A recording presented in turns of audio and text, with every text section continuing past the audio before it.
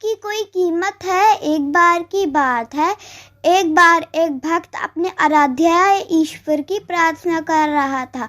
प्रार्थना करते करते वह रो रहा था और उसने कहा कि मेरी ज़िंदगी में कोई कदर नहीं है, मेरी ज़िंदगी में कोई वैल्यू नहीं है, मेरा बुरा वक्त चल रहा है, कृपया मुझे कोई रास्ता दिखाओ।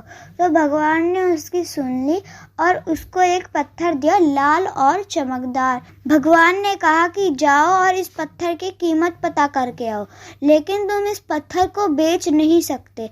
जब तुम इस पत्थर की कीमत पता करके आओगे तब शायद तुम्हें अपनी जिंदगी की कीमत पता लग जाएगी। वह गया।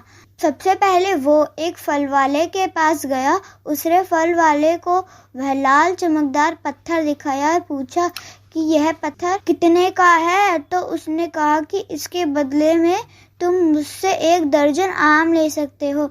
लेकिन उसने कहा मैं इस पत्थर को बेच नहीं सकता, मुझे सिर्फ इसकी कीमत पता करनी है।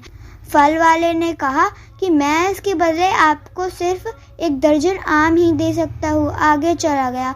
आगे जाकर को एक सब्जी मंडी में पहुंचा। सब्जी मंडी में थोक विक्रेता की दुकान पर वह पहुंचा तो उसने कहा यह पत्थर कितने का है। उस विक्रेता ने उस पत्थर को ध्यान से देखा और कहा कि इस पत्थर के एवज में मैं तुम्हें 1 बोरी आलू दे सकता। तो भक्त ने कहा यानी कि आपकी नज़र में इस पत्थर की कीमत 1 बोरी आलू के बराबर है।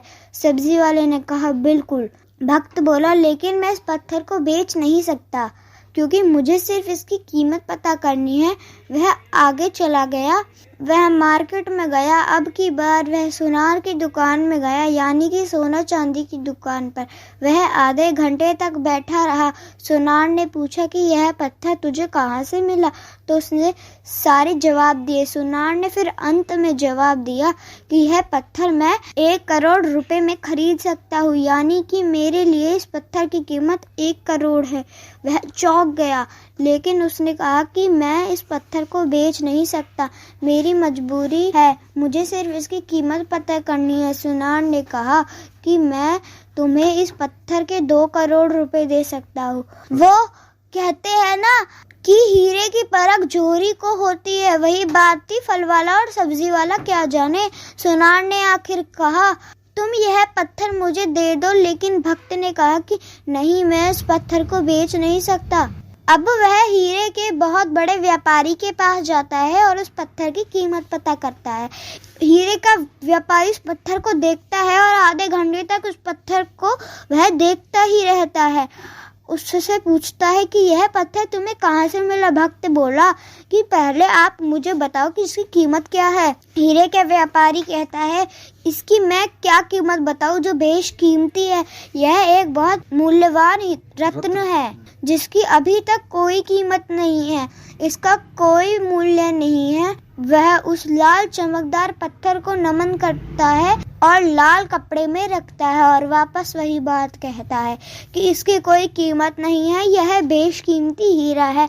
इस दुनिया में जितने भी हीरे हैं उन सब में कीमती रत्न है।